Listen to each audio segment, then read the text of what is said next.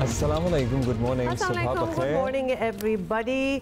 अच्छा जी, कल हमने मेंशन किया था, हमारे पास बहुत और चीज़ें थी बात करने को। We wanted some time to talk to our latest Olympic medallist. So पेरो ओलंपिक्स आपको पता है कि पेरिस में हुए हैं राइट आफ्टर द ओलंपिक्स, और हमारे पार्टिसिपेंट थे और उन्हीं ने ब्रॉन्ज जीत लिया।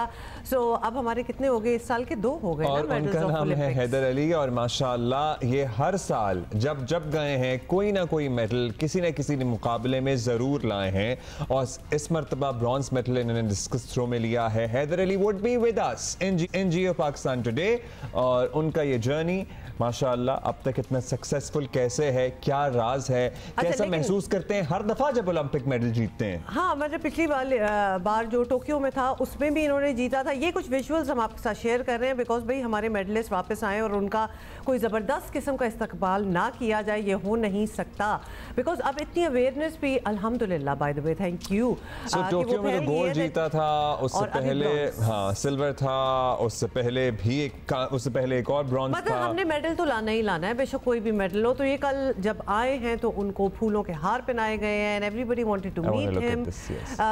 अब्दुल्ला, वैसे देखें ये 2-4 मेडल्स, अगर 2 ही चले हमारे मेडल्स आ गए तो अवेयरनेस कितनी फैली है। मुझे लग रहा है कि अशरफ के इस्तकबाल के बाद जरा इनको कहीं और ज्यादा एक्सपेक्टेशंस ना हो, क्योंकि बहुत ज्यादा लोग तो नहीं नजर आ रहे हैं इनके इस्तकबाल के लिए। उस तरह वो आप अरशद नदीम वाली कंपैरिजन बात कर रहे हैं। मैं उतना नहीं कंपेयर कर रहा, लेकिन ये हम हैदर से ही पूछ लेंगे। अच्छा जी, चले हम हैदर से ही पूछ लेंगे। तो इसका मतलब है कि हैदर ने हमें ज्वाइन कर लिया है। अस्सलाम वालेकुम जी, बहुत बहुत मुबारक हो हैदर, माशाल्लाह। आप जब जाते हैं आप पाकिस्तान का नाम रोशन करते हैं, पैरालंपिक्स में मेडल लाते हैं, और इस मरतबा भी आपने वही किया। कैसा महसूस कर रहे हैं? जी वालेकुम सलाम जी, अल्हम्दुलिल्लाह मैं अल्लाह ताला का शुक्रगुजार हूँ कि अल्लाह ताला ने मुझे मौका दिया। मैंने अपने प्यारे मुल्क को रिप्रेजेंट करते हुए पाकिस्तान का नाम पूरी दुनिया में रोशन किया, और पाकिस्तान के लिए ये मैंने ब्रॉन्ज मेडल जीता है। ज़बरदस्त, हमें बड़ी खुशी हुई जब हमें खबर मिली। अब ज़रा अपने जर्नी के बारे में, हमारे जो नाज़रीन हैं जो हमें देख रहे हैं वो आपके बारे में ज़्यादा जानना चाहते हैं, तो ये बताएं कि ये आपकी जर्नी कब से शुरू हुई और कब से आप हमेशा डिस्कस थ्रो ही नहीं ना, लॉन्ग जंप में भी पहले मेडल लेते रहे हैं, तो कैसे चेंज किया ये फिर? जी अल्हम्दुलिल्लाह मैंने जो स्टार्ट किया था वो 2006 9th पैसिफिक गेम्स से मैंने स्टार्ट किया था, जो मलेशिया में हुई थी। उसमें मैंने लॉन्ग जंप में गोल्ड मेडल लिया था। फिर साथ मैंने बीजिंग पैरालंपिक्स में क्वालिफाई करके वहां पर मैंने वर्ल्ड रिकॉर्ड ब्रेक किया, और साथ मैंने सिल्वर मेडल लिया। वर्ल्ड रिकॉर्ड इस वजह से हुआ कि मेरा जो गोल्ड हुआ था हमारा सेम जंप था, तो उसको सेकंड बेस्ट की वजह से गोल्ड दे दिया गया और मेरा वर्ल्ड रिकॉर्ड ब्रेक हुआ। तो उसके बाद फिर 2010 में मैंने एशियन पैरा गेम्स में गोल्ड मेडल लिया, फिर 2012 में लंदन पैरालंपिक्स में, उसके बाद फिर 2016 जो रियो पैरालंपिक्स ब्राजील में हुई थी उसमें ब्रॉन्ज मेडल लिया, फिर 2018 में इंडोनेशिया में मैंने गोल्ड लिया, फिर 2019 में वर्ल्ड चैंपियनशिप में गोल्ड लिया, फिर जो टोक्यो पैरालंपिक्स में भी पाकिस्तान हिस्ट्री का पहला इंडिविजुअल गोल्ड मेडल था उसमें लिया, और अभी अल्हम्दुलिल्लाह ये जो पेरिस पैरालंपिक्स हुई है इसमें मैंने ब्रॉन्ज मेडल लिया। तो आपने ये सब हमने बीच में देखा, आप लॉन्ग जंप करते रहे, उसके बाद ये वाला जो है वो डिस्कस में आया, तो ये शिफ्ट क्या नॉर्मल होता है या इसके लिए आपने अलग से ट्रेनिंग की, ये क्या वजह रही? नहीं ये नामुमकिन सी बात होती है कि जब आप प्रोफेशनल एक चीज में कर रहे हो तो दूसरे में आना नामुमकिन बात होती है। लेकिन मैं जब कॉलेज लाइफ से ही मैंने स्पोर्ट शुरू की थी तो मैं डिकैथलॉन यानी कि 10 इवेंट करता था, उसमें डिस्कस थ्रो भी आता था और लॉन्ग जंप भी आता था। लेकिन 2010 और 2012 में मेरा हैमस्ट्रिंग फुल हो गया था, लेकिन काफी ट्रीटमेंट कराने की वजह से ना वो ठीक नहीं होता था, बार बार खराब हो जाता था। इस वजह से फिर मैंने 2012 से डिस्कस थ्रो में ट्रेनिंग करना शुरू कर दी, और 7-8 साल लगे मुझे मतलब अपने आप को ठीक करने में, ऊपर लेकर आने में। बड़ी कोई स्मार्ट मूव थी वैसे आपकी, कि चूंकि आप सारे कर ही रहे थे, डिकैथलॉन में आप फेमिलियर थे और जानते थे, तो आपने उसमें से उठाना शुरू कर दिया और डिस्कस इस तरह आ गया। आपके कोचेस थ्रू आउट सेम रहे जो आपके साथ थे, क्योंकि आपका जर्नी माशाल्लाह काफ़ी अरसे से है। जी बिल्कुल नहीं, कोचेस तो हर स्टेज में बदल जाते हैं। जैसे मैंने कॉलेज लाइफ से शुरू किया तो तब मेरे कोच मिनोल शीर साहब थे, फिर जब मेरे वाबदा में फ्रेश आर्डर हुए तो फिर मेरे कोच हैदर शाह साहब थे, साजिद साहब थे, तो उसके बाद फिर जब मैंने नेशनल पैरालंपिक कमेटी के पास आया तो मेरे पाकिस्तान लेवल के फिर मेरे कोच अकबर अली मुगल साहब हो गए, तो जैसे जैसे प्लेयर अचीव करता जाता है जाहिर है अब उसके बाद फिर कोच भी उसके चेंज होते जाते हैं। अच्छा, अब ये बताइएगा कहीं ये भी तो आप रिकॉर्ड नहीं बनाने वाले कि इतने ज़्यादा ओलंपिक्स में शिरकत करके हर दफ़ा मेडल ले आना, मतलब इसके बाद का क्या इरादा है? अगले में भी जाना है इंशाल्लाह? जी ये तो एक रिकॉर्ड बन गया। आई थिंक मेरा नहीं ख्याल है कि पाकिस्तान में किसी ने 5 यानी ओलंपिक्स खेली हो, और अल्हम्दुलिल्लाह मैंने 5वीं क्वालिफाई करके खेली है, ये मेरी 5वीं थी। हाँ, ये रिकॉर्ड बन गया है ना फिर हैदर? जी जी अल्हम्दुलिल्लाह मेरा नहीं ख्याल किसी ने 5 खेली है। 5 पैरालंपिक्स, इन 5 में मेडल। अच्छा हैदर अली, अब जल्दी से, क्योंकि हम बार बार आपके वो विजुअल्स देख रहे थे जहां आपका इस्तकबाल किया गया। हर बार जब आप वापस आते हैं जीत के, पिछली बार टोक्यो से भी आए थे, अभी भी मेडल लेके आए हैं, एक तो एक एक्सपेक्टेशन होती है कि आप मेडल जरूर लेके आएंगे, और लोग इसी तरह होते हैं आपसे मिलने के लिए। Are you happy this time जिस तरह आपको वेलकम किया गया? हाँ जी बिल्कुल अल्हम्दुलिल्लाह। मैं जब आया हूँ इधर इस्लामाबाद एयरपोर्ट पे तो वहाँ पर राना मशहूद साहब की टीम थी, पाकिस्तान स्पोर्ट बोर्ड की टीम थी, नेशनल पैरालंपिक की कमेटी की टीम थी। उन्होंने वेलकम किया, लेकिन उस लेवल का नहीं हुआ जिस लेवल का यानी मेरा आइडिया था। क्योंकि देखे पाकिस्तान में मेडलिस्ट है ही कितने, मतलब बहुत कम लड़के हैं जो इस लेवल के इतने, मतलब अर्शद ने लिया, अभी मेरा मेडल है। तो मैं चाहता था कि जैसे मतलब एक प्लेयर को लगे कि मैंने पाकिस्तान के लिए कुछ किया है, तो वो ऐसे ही लगता है कि अवाम की हौसला अफजाई। तो पिछली दफा जब गोल्ड लिया था तब लगा था या तब भी नहीं लगा था? नहीं तब लगा था, तब माशाल्लाह बहुत अच्छा वेलकम हुआ था लाहौर में, तो मतलब बहुत अच्छा हौसला अफजाई हुई थी। हैदर अली, वो फर्क भी है ना, आप लाहौर पिछली बार आए थे, इस बार आप इस्लामाबाद में आए। इस्लामाबाद में आपको पता है लोग जरा बड़े कूल हैं, तो वो उस तरह इजहार नहीं करते, और लाहौर में तो खैर माशाल्लाह कुछ भी हो रहा हो तो पहुंच जाते हैं, और आपके लिए तो खास तौर पे पहुंचेंगे। तो अब क्या आगे क्या सोचना है? माशाल्लाह क्योंकि आपकी जर्नी 2006 से शुरू हुई है, कोई जगह आपने नहीं छोड़ी, पूरी दुनिया आप फिर चुके हैं, और आप मेडल्स कलेक्ट कर रहे हैं पूरी दुनिया से, और हमें नहीं लग रहा कि आप रुकने वाले हैं, और रुकना नहीं चाहिए। तो अब किस चीज की तैयारी होगी? थोड़ा रेस्ट करेंगे फिर तैयारी? नहीं जी, रेस्ट एथलेटिक्स में तो रेस्ट होता ही नहीं। अगर आप रेस्ट कर लेंगे तो आप फारिग हो जाएंगे। तो अभी तो इंशाल्लाह मेरा मेन मकसद लॉस एंजलिस है, क्योंकि अभी जो ब्राउन्स आया ना उसने मुझे मुतमिन नहीं किया। मेरा जो इरादा था वो गोल्ड का था कि मैं गोल्ड लेकर फिर चले शायद सोच लेता रिटायरमेंट का, लेकिन अभी बस एक इरादा कर लिया कि इंशाल्लाह लॉस एंजलिस में पाकिस्तान का नाम रोशन करना और पाकिस्तान के लिए गोल्ड मेडल लाना। डिस्कस थ्रो में ही लाना है? जी जी डिस्कस थ्रो में। तो आपका कितना फर्क था सिल्वर और गोल्ड से? जो मेरा ब्रॉन्ज मेडल था ये 52.55 मीटर था, और जो सिल्वर था वो 52.84 मीटर था। ओह, बहुत ही कम फर्क था। बिल्कुल 30 सेंटीमीटर का फर्क था, और जो गोल्ड था उसका थोड़ा सा ज्यादा था, वो 57 मीटर था।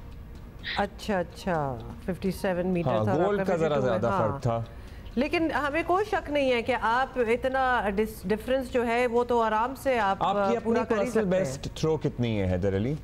मैंने ट्रेनिंग से पहले तकरीबन एक हफ्ता पहले मैंने 59 मीटर की थी। ओह माय गॉड, सो या वो तो मतलब वो तो एक और वो तो होता तो शायद रिकॉर्ड ही बन जाता अगर हो जाता। वो दुख तो बहुत हुआ था, लेकिन वो उसमें टेक्निकल इशू थे ट्रेनिंग के हवाले से, क्योंकि आपको पता है कि जहाँ पर कंपटीशन हुआ था वो दुनिया का लेटेस्ट तरीन अखाड़ा यानी वो सेक्टर था जहाँ पर हम ग्लाइड करके थ्रो कर रहे थे। और जहाँ पर हम ट्रेनिंग करते हैं वो दुनिया मतलब आज से 30-40 साल पहले का है। तो जब बंदा घूमता है ना तो सेक्टर का बहुत फर्क होता है, तो वो सेक्टर को शोर मतलब प्लेयर को देता है चीज। तो ये हमारे वहाँ जहाँ पर हम ट्रेनिंग करते हैं इसका गोल साफ होता है। इस वजह से काफी 4 तो 9 हो गए थे, जिस वजह से मेरी थ्रो अच्छी नहीं हो सकी।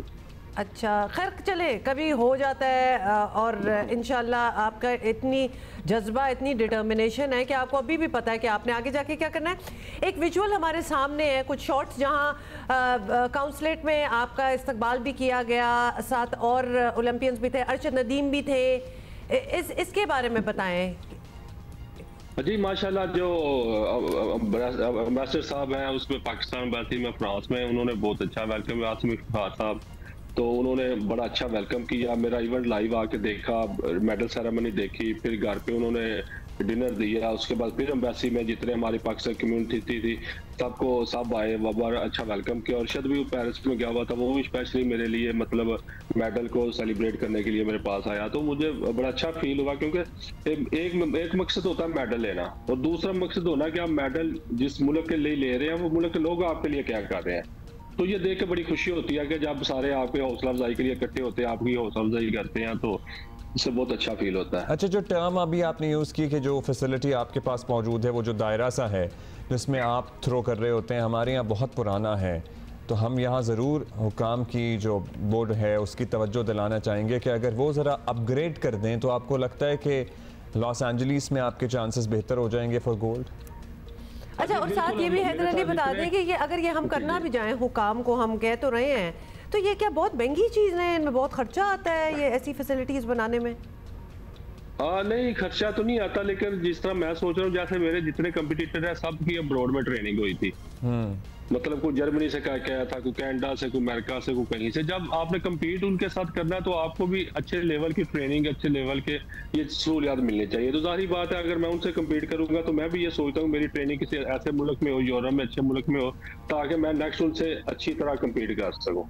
चलिए, होपफुली इस मर्तबा जब अपने मुल्क तक ये बात पहुंचे। वैसे तो पहले ही पहुंच जानी चाहिए थी, या फिर उन्हें लगा होगा कि भाई ये तो पहले ही गोल्ड ले आया है, तो इसको तो मजीद क्या जरूरत है ट्रेनिंग बाहर कराने की। अच्छा, आप बताएं कि आप ये सब जो मेहनत करते हैं, ट्रेनिंग करते हैं, पूरी दुनिया में जहां रिप्रेजेंटेशन होती है, आप तो eight the end of the day Pakistan को ही रिप्रेजेंट कर रहे हैं इन सारे इवेंट्स में, तो कोई हुकूमती असिस्टेंस होती है साथ? कोचेस का आपने जिक्र किया है, मतलब कितना आपको खुद करना पड़ता है या फिर सब कुछ टेकन केयर ऑफ है? नहीं, ये सबसे पहले तो मैं शुक्रिया अदा करना चाहूँगा पाकिस्तान वापडा का, कि मैं पाकिस्तान वापडा का एम्प्लॉयर हूँ, पाकिस्तान वापडा की तरफ से मैं खेलता हूँ। तो उसमें साजिद महमूद साहब हैं जो मेरे मैनेजर हैं, क्योंकि जितनी देर तक स्पोर्ट्समैन के वसाइल नहीं होंगे तो हम ना मेहनत कर सकते हैं, ना ट्रेनिंग कर सकते हैं, ना अपने मतलब ऊपर पैसे लगा सकते हैं। तो डिपार्टमेंट्स होना जरूरी है। तो अल्हम्दुलिल्लाह मैं शुक्रिया अदा करता हूँ पाकिस्तान वापडा का, जिन्होंने मुझे जॉब दी हुई है। इसके अलावा पूरे पाकिस्तान में कोई ऐसा सोर्सेज, कोई वसाइल नहीं है जिनको मैं यूज करके अपनी ट्रेनिंग अच्छी कर सकूँ, या मतलब मैं यूज करता हूँ। थैंक यू जी, जबरदस्त। हैदर अली, बहुत बहुत मुबारक हो आपको एक दफ़ा फिर, और इंशाल्लाह गोल्ड लेके आएंगे LA से, ये तो हमें यकीन है, और फिर हम आपसे दोबारा बात करेंगे। नाइस, कितनी मुझे खुशी हुई, मुझे ये भी देख के खुशी हुई कि पेरिस में फिर जो एम्बेसडर ने इनके लिए जो डिनर किया, जो भी होगा, खैर एनीवे उसमें अरशद भी थे, बाकी हमारे जो ओलंपियंस गए हुए थे वहाँ वो भी थे। So nice environment. अमरीकी इंतखाबात की आमद है, और वैसे पता नहीं, हम ये भी एक आम सवाल है कि क्या इस मरतबा जो डिबेट्स हो रही हैं उनको गैर मामूली हैसियत हासिल है या नहीं है, या हर मरतबा इतनी ही आम होती हैं डिबेट्स एज एन, अगर इंतखाबी नताइज पर इनके असरात की बात करें, या इस मरतबा गैर मामूली हैसियत अख्तियार कर गई हैं डिबेट्स? देखिए, एक तो आपको पता है कि बिल्कुल लास्ट मिनट में जो है डेमोक्रेट्स की प्रेसिडेंशियल नॉमिनी जो हैं, जो कि वाइस प्रेसिडेंट भी हैं, कैंडिडेट है, not nominee, Kamala Harris, Kamala सही कह रही हूँ नाम, तो first time a woman you know is in the lead, और ये बहुत एक बड़ी बात है। और उसके बाद डोनाल्ड ट्रंप का जो कि रिपब्लिकन्स के हैं कैंडिडेट, उनका दोबारा आना, जो कि आई एम सॉरी टू से, लेकिन जब वो ख़त्म हुई थी उनकी प्रेसिडेंसी और क्या क्या उसके बाद हुआ था, कैपिटल पे एक हल्ला बोल दिया था लोगों ने, उस वक्त लग रहा था कि डोनाल्ड ट्रंप तो लग नहीं रहा था कि वो दोबारा आएंगे, लेकिन वो वापस आए, उन्होंने बहुत ही तगड़ा कमबैक किया। पिछली डिबेट जो बाइडन के साथ हुई थी उसमें डोनाल्ड ट्रंप हावी रहे, और ऐसे हावी रहे कि बाइडन कहीं दूर दूर तक नजर नहीं आए। उसके बाद ही एक्चुअली वो सिलसिला शुरू हुआ जब बाइडन जो थे वो ऐसे तो चल नहीं सकता। फिर कमला को ऑब्वियसली उनकी नॉमिनेशन हुई, उनको बनाया गया प्रेसिडेंशियल कैंडिडेट, और आज ये उसके बाद बड़ी ही अहम और इम्पॉर्टेंट डिबेट थी, मुबाहिसा था, बड़ा दिलचस्प भी रहा। दोनों रहनुमाओं ने खुलकर एक दूसरे की पॉलिसी पर तनकीद की। ट्रंप ने कहा कि अगर वो इक़्तिदार में होते तो हमास इजराइल जंग की नौबत ना आती। अच्छा जी, साथ ही कमाला ने दावा किया कि डेमोक्रेट्स ने ट्रंप दौर के गंद के जो भी उन्होंने सब कुछ किया था, उनका यही कहना था, वो उन्होंने सफाई की बेसिकली, और उनके पास मईशत से मुतालिक परेशान अमरीकियों की मदद का प्लान है। सदर बाइडन ने अफगानिस्तान से अमरीकी फ़ौज वापस बुलाकर वो काम किया जो कि 4 सदर जो थे वहाँ के नहीं कर सके। चलिए जी, अफ़गानिस्तान से इनखला की भी बात हुई और कमला ने बड़ा तनकीद का निशाना बनाया। उन्होंने कहा जी इन्होंने तो अफ़गान गवर्नमेंट को बाईपास किया और टेररिस्ट ऑर्गेनाइजेशन के साथ मुज़ाकरात किए, और उसका नतीजा अब दुनिया देख रही है। फिर सदारती मुबाहिसे के दौरान एक मौके पर ट्रंप ने कमला हैरिस को मार्क्सिस्ट करार दिया। इस मौके पर कमला मज़े का खेज़ अंदाज से ट्रंप को देखती रहीं। और ये एक्सट्रीम स्टेटमेंट्स हैं, जैसे it will be the end of the country, Israel 2 साल में एग्जिस्ट नहीं करेगा अगर ये आ गई, तो बहुत ही एक्सट्रीम पोजीशंस उन्होंने बयान की। अच्छा, साथ ही ये भी एक तासुर है कि सदारती मुबाहिसे के दौरान किसी मौके पर कमाला हैरिस जो है वो बज़ाहिर ट्रंप के दबाव में नजर नहीं आई, ये भी बड़ी बात है, और उन्होंने डोनाल्ड ट्रंप को बिल्कुल जो है वो जबरदस्त किस्म के जवाब दिए। नहीं वे चलें आगे चलते हैं, अब जरा इस पे तज्जिया लेते हैं। आदिल सीनियर तज्जियाकार माहिर बैनुल-अक़वामी उमूर हमारे साथ मौजूद हैं। बहुत शुक्रिया, आपने हमारा वेट किया है। थोड़ी सी एक ब्रेकिंग न्यूज़ आ गई थी डॉक्टर साहब, पहले तो एक हमें एक सेंस दे दें कि कितनी एक्साइटमेंट पाई जाती है, या फिर whatever term you want to use, यहाँ जो कैंडिडेट्स हैं इस बार प्रेसिडेंशियल कैंडिडेट्स, एक तो ट्रंप हैं जो कि ट्राइड एंड टेस्टेड हैं इन द यूएस, और दूसरी हैं वाइस प्रेसिडेंट जिनको लोग जानते हैं, लेकिन having a woman candidate at this position at this time of colour, ये इसका क्या मतलब वहाँ अमेरिकन लोग जो है ले रहे हैं? बहुत शुक्रिया जी। डिपेंड करता है कि कौन से अमेरिकन लोग हैं और क्या मतलब लेना चाह रहे हैं। पिछली बार भी जब ट्रंप साहब जीते थे इलेक्शन, तो आपको याद होगा उनके खिलाफ एक खातून ही थी, सो उसकी याद और उसका साया भी इस पे बहुत हावी है। उसमें बहुत सी, सिर्फ खवातीन नहीं, बहुत से मर्द मेरे बिलशुमूर, उनको अभी तक उस हार का गुस्सा और जिस तरह हिलरी क्लिंटन के साथ सलूक किया गया था बहैसियत खातून, वो उसका साया जो है वो भी इस पे शामिल है। लेकिन यकीनन ये जो आज की डिबेट थी, it was a more exciting debate. Debates एक तरह से वो अब एक रूटीन सी भी बन जाती है, और उनकी एक्साइटमेंट कई सालों से, मेरे ख्याल में ओबामा साहब की debate was the last one जिसमें कुछ थी, वो कम हो गई थी। लेकिन इसमें एक्साइटमेंट इसलिए थी कि एक तरफ एक साहब हैं जो, जैसे आपने कहा, ट्राइड एंड टेस्टेड हैं और इन योर फेस हैं। वो जब सदर नहीं भी थे, सदर बनने के बाद भी every day he was there, हर लम्हा वो उनका साया ऊपर था। और दूसरी तरफ there was a rather unknown element. So ये डिबेट जो थी, ये कामला हैरिस की डिबेट थी, because there was nothing that Trump कुछ ऐसी चीज नहीं कर सकते थे जो एक सरप्राइज हो।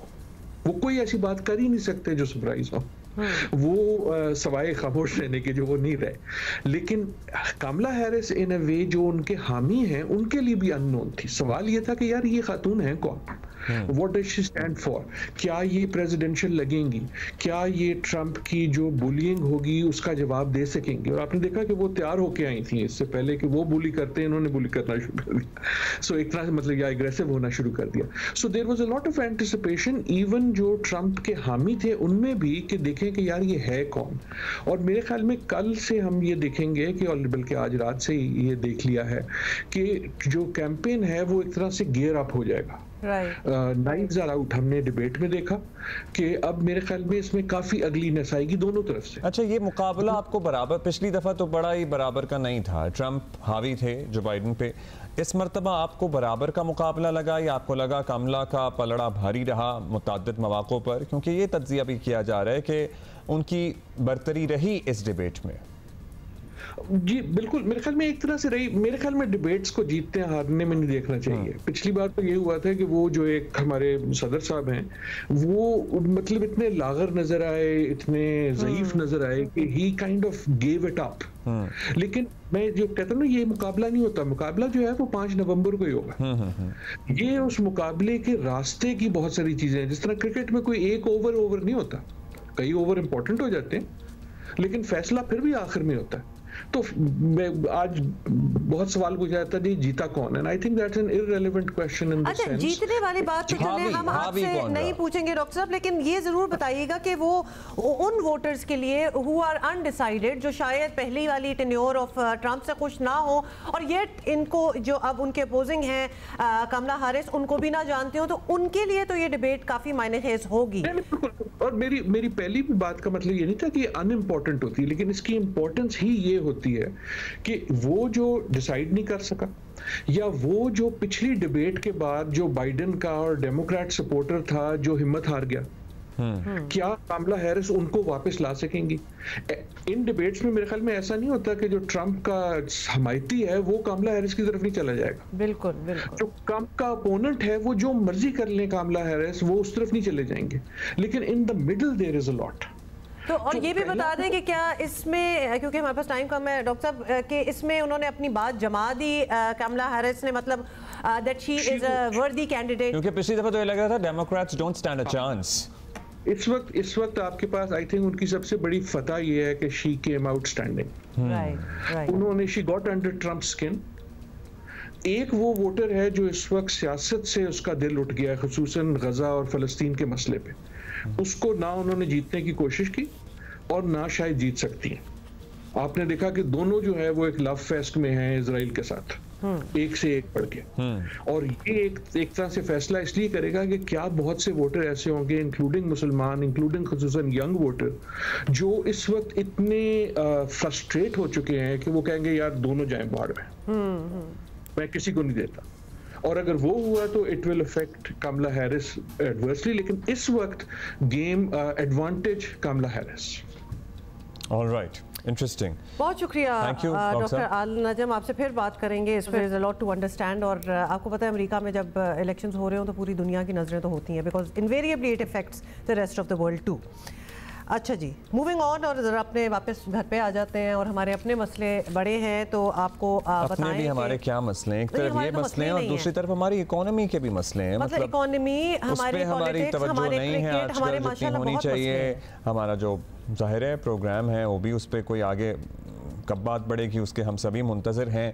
लेकिन तो ज़रा इस्लामाबाद जलसा जो रिसेंटली हुआ उस पर बात कर लें। इस्लामाबाद जलसा तहरीक इंसाफ को कोई सियासी फ़ायदा दे सका हो या नहीं, लेकिन जलसे में बोली जाने वाली ज़बान ने पहले से मुश्किलात में गिरी पार्टी को नए इम्तहानात में डाल दिया। और इसको हमने कल भी बड़ा इन डिटेल डिस्कस किया था। PTI रहनुमाओं की गिरफ्तारियों के साथ मुख्तलिफ मुकदमात भी दर्ज किए जा रहे हैं। और गिरफ्तारियों के खिलाफ कौमी असम्बली और सेनेट के इजलासों में तहरीक इंसाफ ने कल शदीद एहतजाज किया। 9 सितंबर को जमहूरियत का 9 मई करार दे दिया।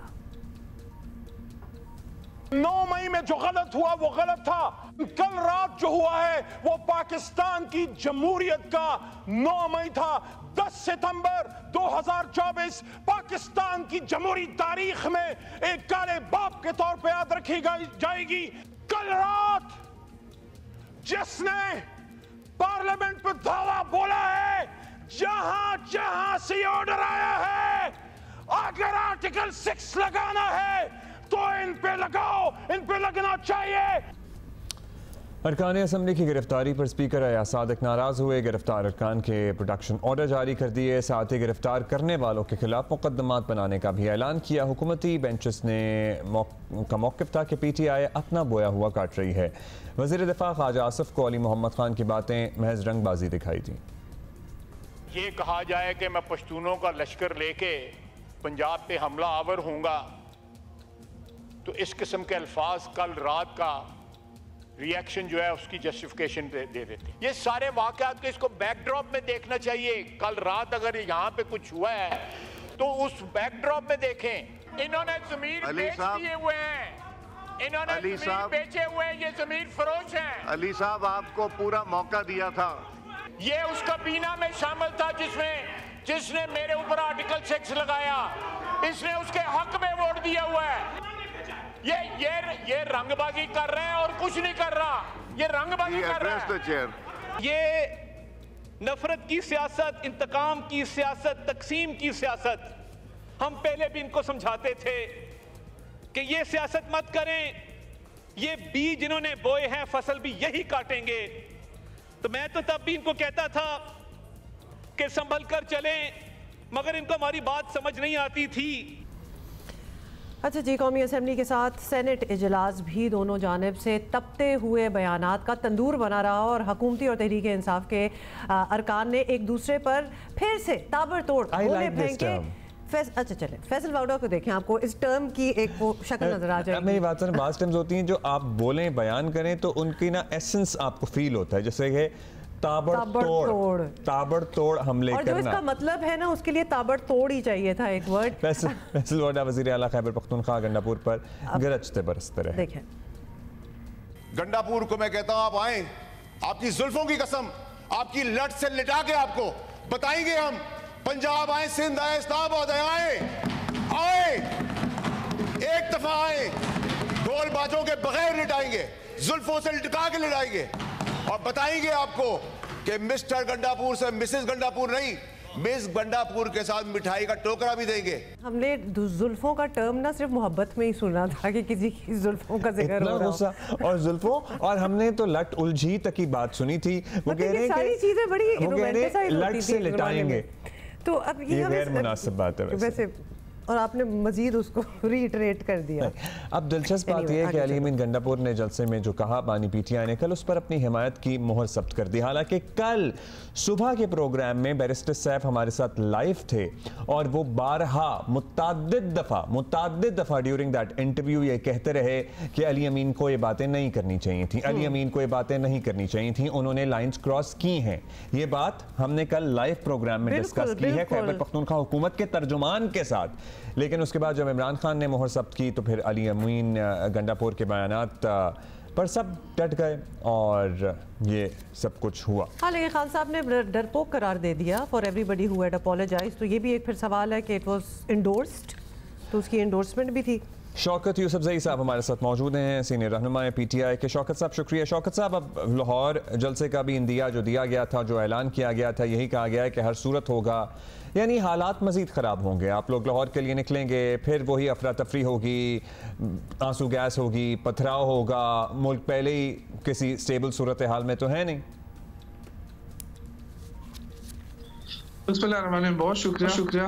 मेरे ख्याल से पाकिस्तान में कोई सियासी आज़ादी ख़त्म नहीं कर सकता और हमेशा से ये कोई पहली दफ़ा नहीं है कि हम कोई वहाँ जाके कोई तोड़ फोड़ के लिए जा रहे हैं या कब्जा करने के लिए जा रहे हैं। एक सियासी स्ट्रगल होती है और सियासी स्ट्रगल की आइन कानून ने इजाज़त दे रखी है।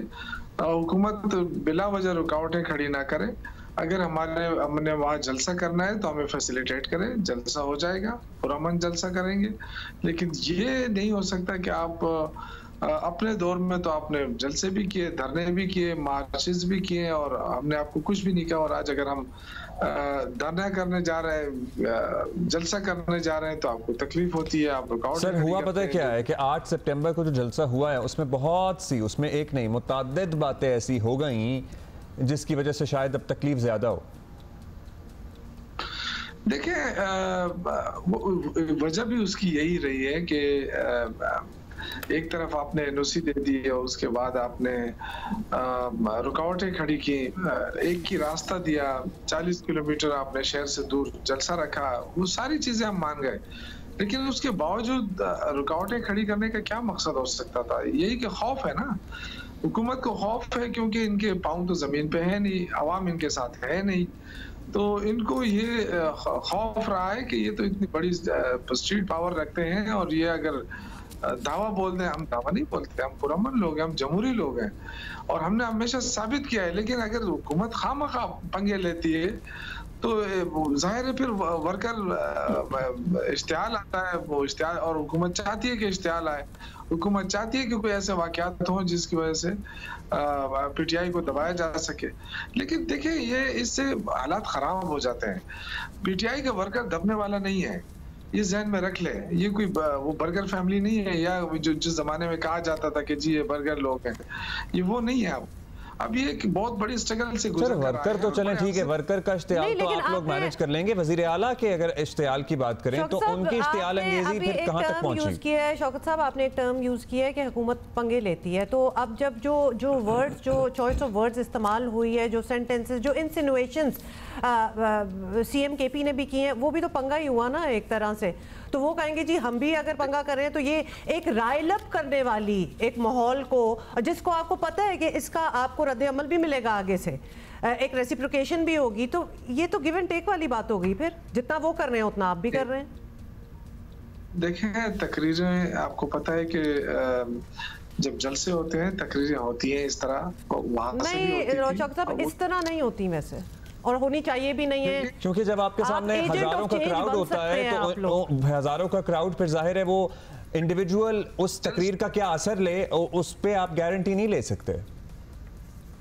देखिए, तकरीर का मतलब ये नहीं होता है कि जो उन्होंने कह दिया बस वो अभी हो गया। जिस तरह ये बहुत ज्यादा शोर हो रहा है कि जो उन्होंने कहा मैं 15 दिन में इमरान खान को रिहा करूंगा, देखो वो ये नहीं है कि वहां जाके कोई हमला करने वाला है, कोई ये स्ट्रगल, पॉलिटिकल स्ट्रगल हमने करनी है। और चूंकि हमें पता है कि ये हुकूमत ज्यादा इतनी वो नहीं है, ये तो बड़ी बुज़दिल किस्म की हुकूमत है और हमने देख लिया इसको।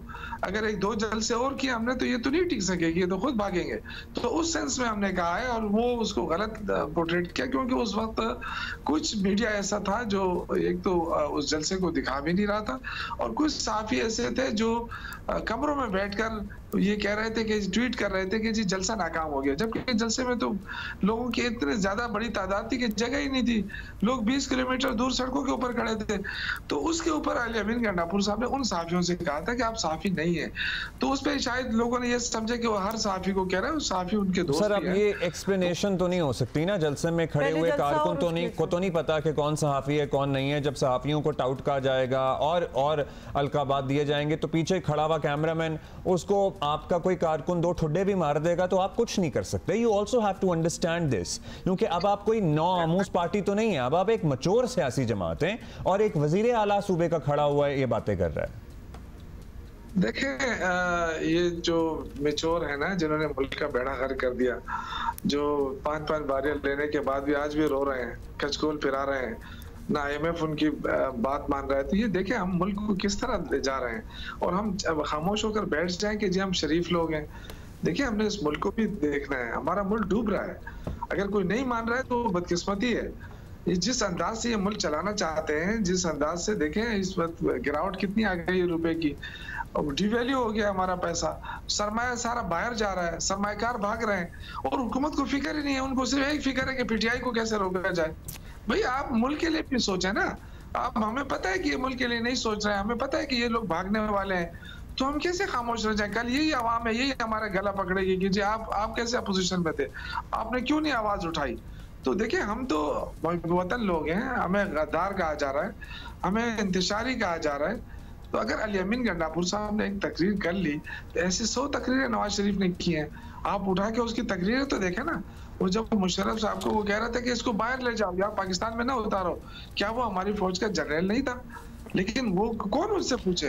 ख्वाजा आसिफ क्या कहता था हमारी फौज के बारे में? जो पार्लियामान में रात को हुआ वो भी इंतहाई गैर जमहूरी और मतलब जमहूरियत की पामाली के ही मुतरादिफ था। वो that is also to be said. बहुत शुक्रिया आपका for being with us this week. आज हमारे पास यही टाइम है, लेट अस टॉक क्रिकेट और आपको बताएं कि डोमेस्टिक सतह का बहुत बड़ा टूर्नामेंट चैंपियंस कप कल से फैसलाबाद में शुरू हो रहा है और क्रिकेट माहिरीन जो हैं वो चैंपियंस कप को पाकिस्तान क्रिकेट में इनकलाबी तब्दीली की तरफ एक अहम कदम जो है वो करार दे रहे हैं, एंड वी होप कि ऐसा ही हो।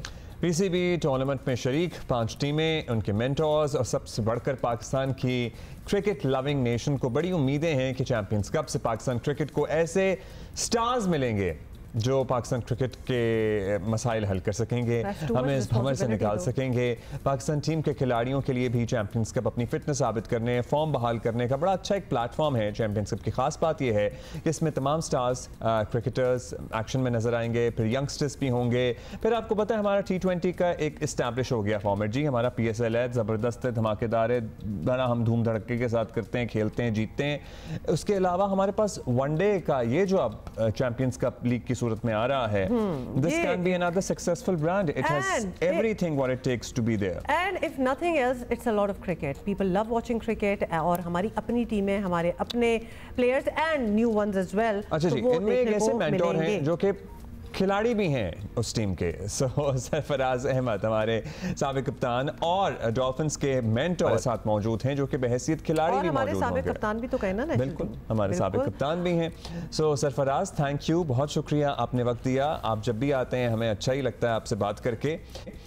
अब बताइएगा हम क्या एक्सपेक्ट करें, आप हमें ज़रा अफादियत बताएं कि ये जो चैंपियंस कप होने जा रहा है इससे क्या हासिल हो सकता है पाकिस्तान क्रिकेट को? सबसे पहले तो आप दोनों को अस्सलाम वालेकुम। और देखिए बिल्कुल चैंपियन कप हो रहा है, एक नया टूर्नामेंट है और एक अच्छी काबिश है PCB की कि एक ऐसा टूर्नामेंट कराया जा रहा है जिसमें डोमेस्टिक के सारे टॉप परफॉर्मर जो हैं उनको एक अपॉर्चुनिटी मिली है कि वो इस टूर्नामेंट में खेलें। और इस टूर्नामेंट के जितने भी मैचेस हैं वो लाइव टेलीकास्ट होंगे और फैसलाबाद क्रिकेट स्टेडियम पे टूर्नामेंट हो रहा है। आई थिंक इससे हम ये एक्सपेक्ट कर सकते हैं कि एक अच्छी क्रिकेट जो है वो लोगों को देखने को मिलेगी। और हम सबको पूरी उम्मीद है कि इंशाल्लाह इस टूर्नामेंट से कुछ ऐसे प्लेयर्स, एक ऐसा प्लेयर्स ऑफ पूल जो है वो पाकिस्तान टीम को मिल जाएगा जो आगे जाके पाकिस्तान टीम के लिए काम आएगा। जबरदस्त। आसान काम तो है नहीं, बिल्कुल आसान काम नहीं। और सरफराज, इसीलिए हम आपसे पूछना चाहते हैं कि आपने ये मेंटोरशिप का मतलब बड़े भारी भरकम रिस्पॉन्सिबिलिटी है, तो ये आपने क्यों ली और आप क्या एक्सपेक्ट कर रहे हैं, क्या करेंगे आप इसमें? देखिए, ऑब्वियसली जब मुझे कॉल आई थी तो मेरी प्रॉपर उनसे बात हुई थी, तो एक अच्छा इनिशिएटिव था और ऑब्वियसली रिस्पॉन्सिबिलिटी जो है वो बहुत बड़ी है। लेकिन इसमें यह था कि उन्होंने जब बताया कि यहाँ पर आपके साथ पूरी टीम होगी, तो आई थिंक मेरे पास जो टीम है वो बहुत ही ज़बरदस्त है। जो हमारे कोचेज़ हैं, लोकल कोचेज़ जो है यहाँ पाकिस्तान के, बड़े ज़बरदस्त हैं और सारे वो कोचेज़ हैं जो कि ग्राउंड लेवल पे काम कर चुके हैं। जो हमारे हेड कोचेज़ हैं वो इकबाल इमाम में पाकिस्तान वुमेंस टीम के हेड कोच रहे हैं। उसके अलावा डोमेस्टिक में लास्ट ईयर वो हैदराबाद की उन्होंने कोचिंग की है, कराची के लास्ट ईयर वो हेड कोच थे। उसके बाद मोहम्मद मसरूर हैं जो कि पाकिस्तान शाहीन के साथ जो है बड़ा काम कर चुके हैं 19 लेवल पे भी। उसके अलावा तो सारे कोचेस बहुत ज़बरदस्त हैं, ताहिर महमूद है, साजिद शाह है, अब्दुल साद है, तो कोचिंग टीम बहुत अच्छी है। तो मैंने इस वजह से ये चीज़ एक्सेप्ट की। अच्छा सरफराज भाई, आप सबको ही पता होना चाहिए कि सिर्फ ये चैंपियंस कप तक मेंटरशिप महदूद नहीं है। आप अंडर 19 के मामलात भी आप लोग देखेंगे, वुमेन क्रिकेट को भी ओवरलुक कर सकते हैं, फिर आप लोग को डिफरेंट रीजनल एकेडमीज भी आपके सुपुर्द की जाएंगी। पूरा साल आप लोगों को काम करना होगा। सो इस बारे में नहीं है पता लोगों को, प्लीज जरा शेयर करें और क्या कुछ है आपकी जिम्मेदारियों में शामिल। अब्दुल्ला भाई देखें, बिल्कुल ये इसी तरह है कि ये 3 साल का जो है ये है सारा कुछ, और ऑब्वियसली इंशाल्लाह उम्मीद है कि चीज़ें आगे भी अगर इंशाल्लाह चलती रहेंगी, स्मूथली और चीज़ें अच्छी रहेंगी। ऑब्वियसली हमारे पास ये कुछ टास्क होगा कि जैसे अगर डॉल्फिन मेरे पास है तो कराची का सेंटर जो है वो रीजनल अकेडमी जो है वो हम लोगों के पास होगी। और उसके अलावा यहाँ पे जो हमारे सारे कोचेज़ हैं ये जो है पूरा साल जो है यहाँ पे काम करेंगे। उसके अलावा हमें ये एक टीम दी गई है जिसमें ये 35 प्लेयर है। इसमें 29 प्लेयर जो है वो डोमेस्टिक के हैं और 6 प्लेयर जो है वो हर टीम के पास सेंट्रली कॉन्ट्रैक्टेड प्लेयर हैं।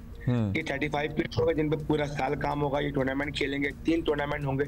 इसमें एक वनडे टूर्नामेंट जो कि अभी हो रहा है, उसके अलावा एक जो है वो T20 टूर्नामेंट है और एक है 4 डे टूर्नामेंट है।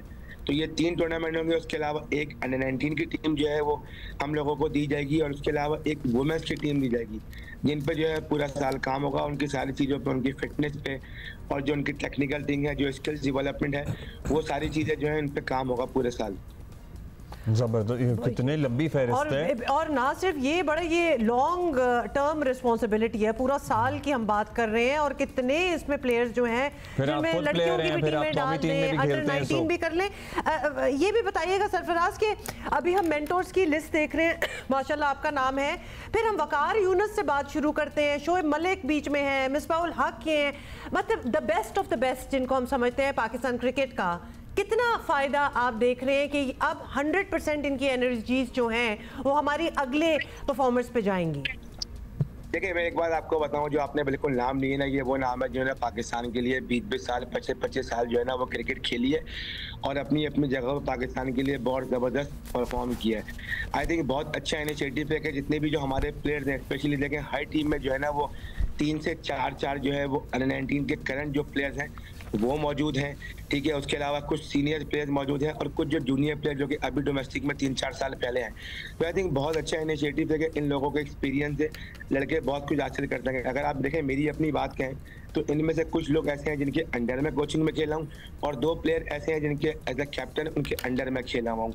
तो आई थिंक देखें, हम लोगों ने भी मैंने जब क्रिकेट खेली तो ये सारे सीनियर प्लेयर्स थे, तो उनके साथ हमें बहुत खेलने का मौका मिला और जिससे हमें फ़ायदा हुआ जब हम आगे क्रिकेट में गए। तो आई थिंक ये बहुत अच्छा इनिशिएटिव है कि इन प्लेयरों के साथ जिन्होंने हाईएस्ट लेवल पे पाकिस्तान के लिए क्रिकेट खेली भी है, उनके एक्सपीरियंस से फ़ायदा उठाएं और जो ये चीज़ बताते हैं।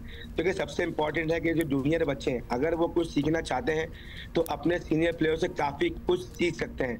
तो आई थिंक ये बहुत अच्छा साइन है कि तमाम प्लेयर जो है वो ग्राउंड पर खुद मौजूद होंगे और जब एकेडमीज लगेंगी तो वहाँ पे अपने एक्सपीरियंस शेयर करेंगे। हर लिहाज से इन्होंने हर लेवल पे पाकिस्तान की नुमाइंदगी की भी है, प्रेशर हैंडलिंग की भी है, कप्तानी की भी है। तो ये एक्सपीरियंस जो इनके पास मौजूद होगा वो अगर शेयर करेंगे तो बड़ा once in a lifetime definitely experience होगा। अच्छा, अब आप बताएं अपने कप्तान के हवाले से, क्योंकि डॉल्फिन्स के कप्तान है साउद शकील, जो कि बड़े अच्छे हमारे डोमेस्टिक परफॉर्मर भी हैं। बिल्कुल डोमेस्टिक परफॉर्मर हैं, बड़े अच्छे क्रिकेटर हैं, आपकी भी उनसे जान पहचान है। आप क्या as a captain Saud Shakeel से एक्सपेक्ट करेंगे, वो टीम को किस तरह लीड करें? देखिए साउथ की जहाँ तक रही बात, तो देखें साउथ को तो मैं बहुत छोटे से जानता हूँ। जब वो तकरीबन 12-13 साल का था तो ऑब्वियसली वो हमारे में आया, हमारे जोन में आया पाकिस्तान क्रिकेट क्लब में, तो उसको मैं तब से जानता हूँ। तो उसकी जो ग्रोइंग हुई है और मैंने सारी देखी है कि उसने अंडर-19 लेवल पे कराची की नुमाइंदगी की, फिर उसके बाद पाकिस्तान की नुमाइंदगी की, फर्स्ट क्लास क्रिकेट खेली, ज़बरदस्त परफॉर्म किया, 3-4 साल कंटिन्यू परफॉर्म करने के बाद पाकिस्तान टीम में जगह बनाई। और जिस तरीके से पाकिस्तान टीम में माशाल्लाह पिछले 2 साल से वो खेल रहे हैं, अभी रिसेंटली जो है वाइस कैप्टन है पाकिस्तान टीम के। तो I think day by day as a cricketer जो है वो इम्प्रूव करते जा रहे हैं। और ऑब्वियसली उनको कैप्टन बनाने का जो हमारी टीम मैनेजमेंट थी, तो एक ऐसा कैप्टन बनाने का भी ये मकसद था कि ये पाकिस्तान के वाइस कैप्टन भी हैं और यहाँ पे कप्तानी करेंगे तो आई थिंक एक अच्छा उनको कप्तानी करने का मौका भी मिलेगा और सीखने का बहुत मौका मिलेगा। तो सऊद शकील जो है वो कैप्टन है टीम के, तो और उसके अलावा पाकिस्तान टीम में खेल रहे हैं, तो उनके लिए भी अच्छा एक्सपोजर होगा। एक तो मुझे उम्मीद है और यहाँ पर जो है वो फुल पैक ग्राउंड होगा। जिस तरीके से हम प्रैक्टिस यहाँ पे कर रहे हैं, तो जो पब्लिक आ रही है तो उससे हमें अंदाजा हो रहा है कि जो टूर्नामेंट का जो है इंशाल्लाह कि वो बहुत जबरदस्त। अच्छा, आपका जो स्क्वाड है, मतलब सभी से उम्मीदें होंगी आपको नेचुरली, लेकिन आपको लगता है कि हमें कोई ना कोई ऐसा मिल जाए जो हमारे इंग्लैंड के खिलाफ जो सीरीज़ आ रही है, जिसका उन्होंने ऐलान भी कर दिया, टेस्ट सीरीज़ है, उसमें भी किसी को शायद शामिल कर सकें? देखिए अब्दुल्ला भाई, ऑब्वियसली ये जो देखें सेक्शन कमेटी के ऊपर डिपेंड करता है कि वो किस प्लेयर को जो है वो अपने स्क्वाड में जो है वो रखना चाहती है और उनकी क्या डिमांड है।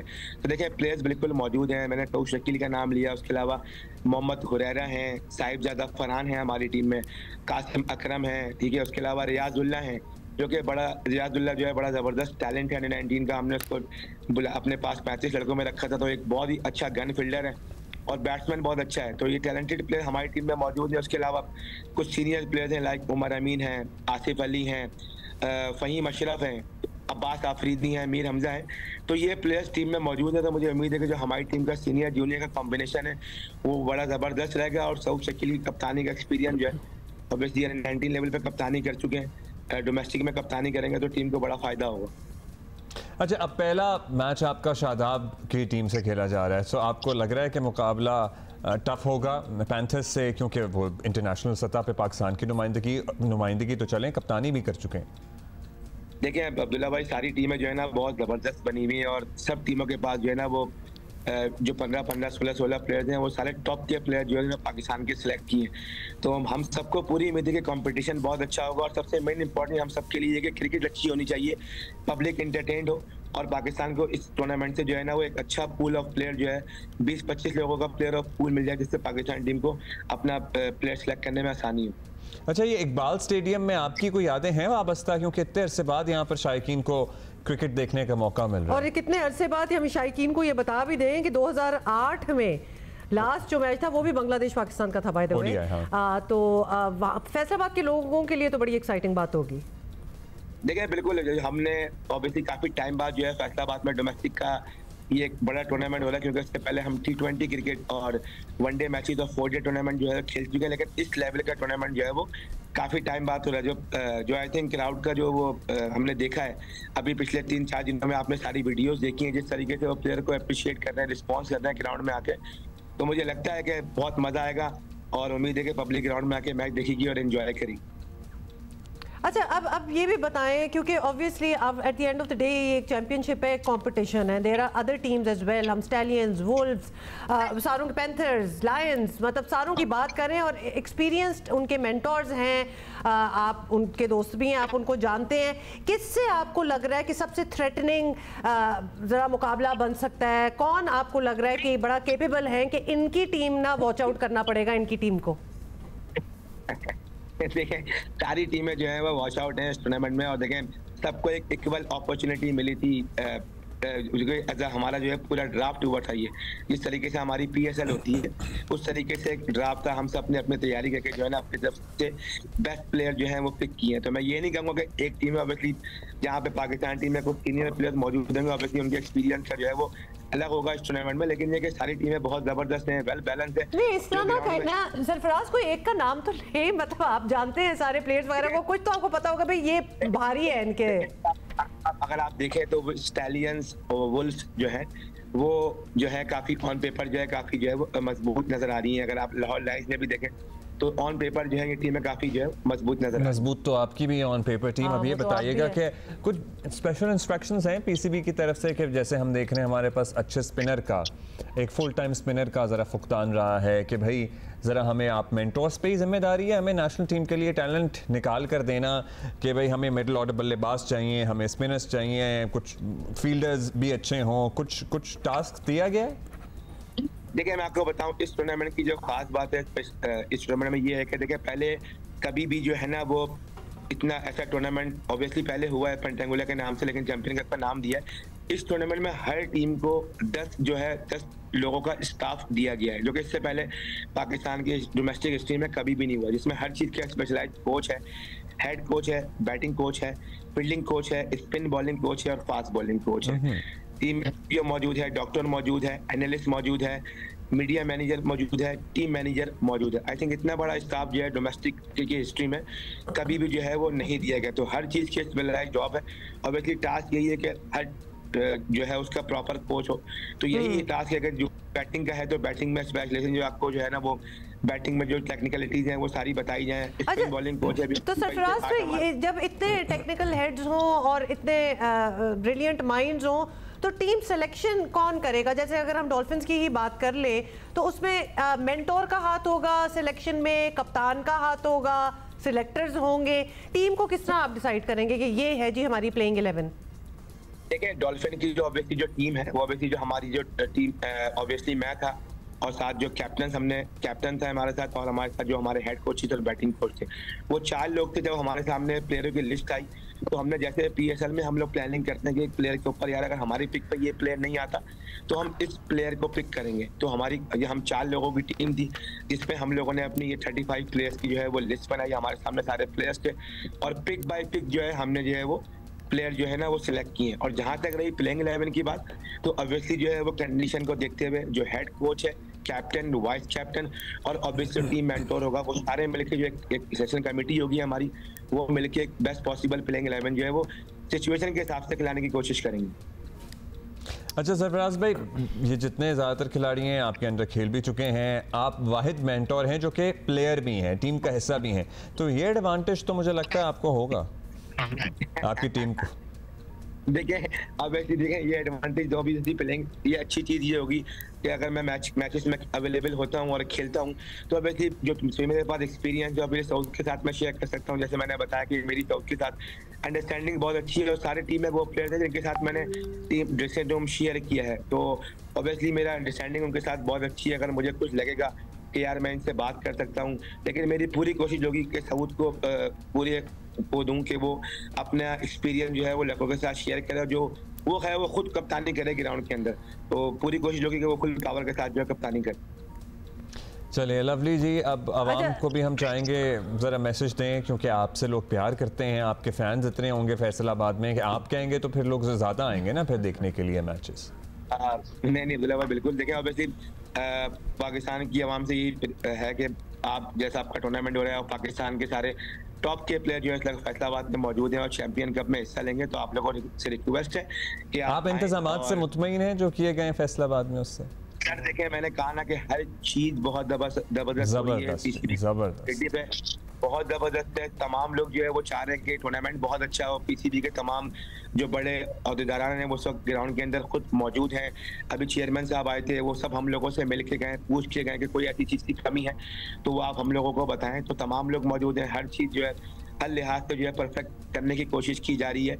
तो तमाम लोग मौजूद हैं। पब्लिक से यही रिक्वेस्ट है कि वो आएँ और इस टूर्नामेंट में आके अपने प्लेयरों को सपोर्ट करें और मुझे उम्मीद है कि इंशाल्लाह इस टूर्नामेंट से जो है ना पाकिस्तान में क्रिकेट बहाली होगी और अच्छे प्लेयर पाकिस्तान क्रिकेट में मिलेंगे। जबरदस्त Sarfaraz, best of luck to you, to your team and all the other teams as well. और हम यहाँ ये ज़रूर कहना चाहेंगे कि हमारे लिए भी बड़ा एक्साइटिंग है क्योंकि हम मैचेस देख रहे होते हैं टीवी पे तो हमें पता होता है जी लाहौर है वेन्यू या रावलपिंडी है, चलो या मुल्तान भी आ गया है, कराची है, फैसलाबाद को बहुत अरसे से नहीं देखा। तो वी आर वेरी एक्साइटेड कि ये मैचेस जो है फैसलाबाद में हो रहे हैं और फैसलाबाद के लोगों को हम कह रहे हैं भाई अब रिस्पॉन्सिबिलिटी आपकी है, भर दें वेन्यूज, पहुंच जाएं और अपनी टीमों को, अपने कप्तानों को, प्लेयर्स को आप सपोर्ट करें। ये बड़ा जबरदस्त मौका है। Thank you Sarfaraz. so excited by the way, you know, this is going to be a fun time for everybody. अभी हम आपको एक ऐसी चीज़ दिखाएंगे जिसका शायद आपको पता हो, शायद आपको ना पता हो। कराची सिविल अस्पताल की हुदूद में एक ऐसा इदारा है जिसको कहते हैं Sindh institute of advanced gastroenterology, जो कि हुकूमत सिंध और प्राइवेट पार्टनरशिप के तहत चल रहा है।